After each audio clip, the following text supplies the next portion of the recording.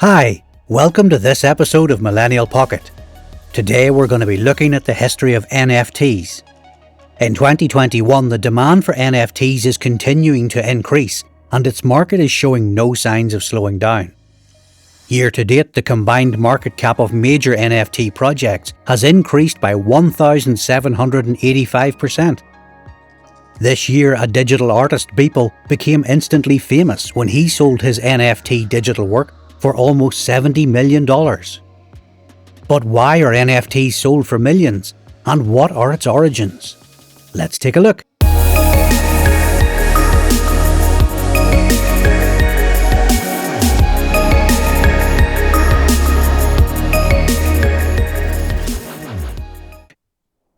NFT stands for non-fungible token, which is a unit of data on a digital ledger called a blockchain.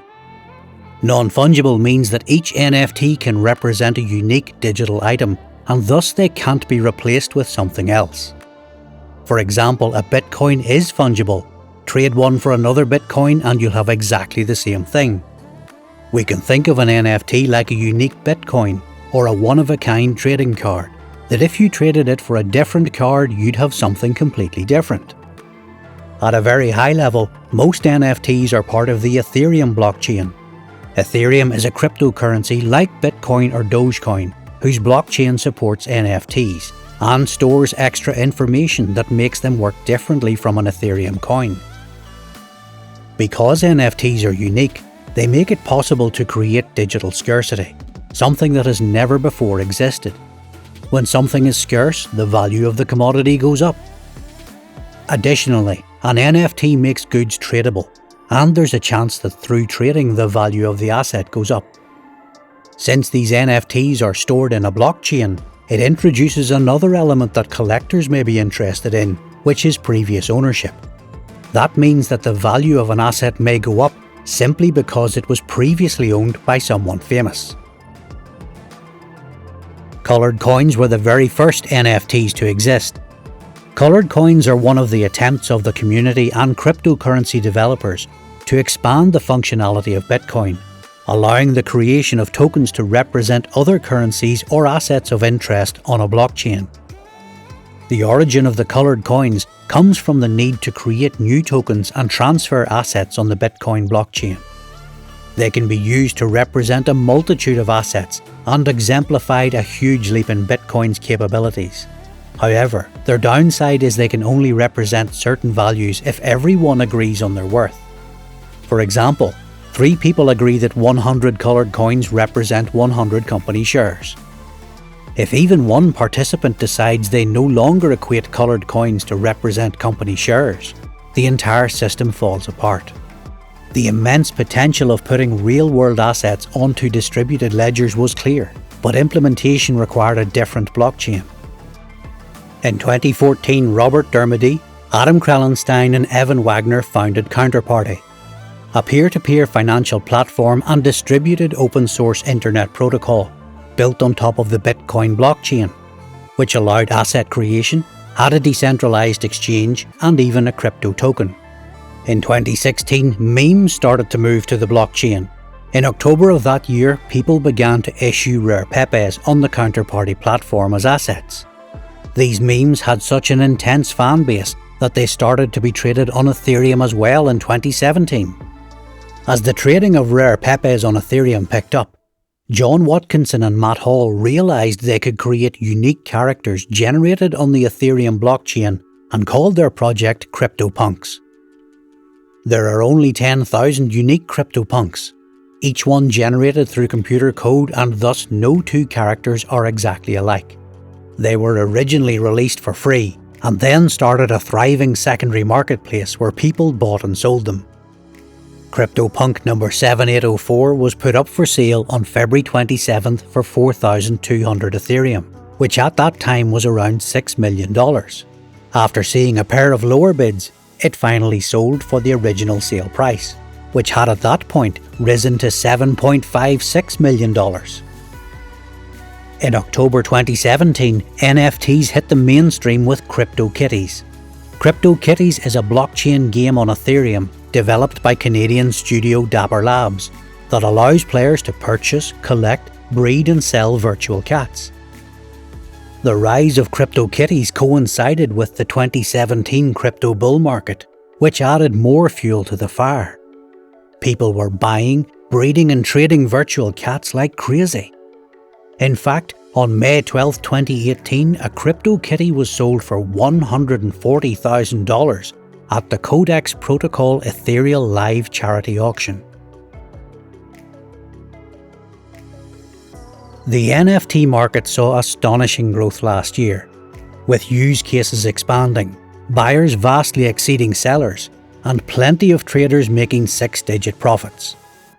The total value of all NFT transactions increased from over $62 million in 2019 to in excess of $250 million in 2020. Meanwhile, also big-name brands are increasingly entering the space, creating lucrative NFT-based consumer goods and services. These include fashion and luxury brands like Nike, Louis Vuitton and Breitling, all of them creating virtual fashion products. In 2019, Nike patented a system called CryptoKicks that would use NFT to verify the authenticity of physical sneakers and give a virtual version of the shoe to the customer. Also, musicians can tokenize their work on blockchains using non-fungible tokens.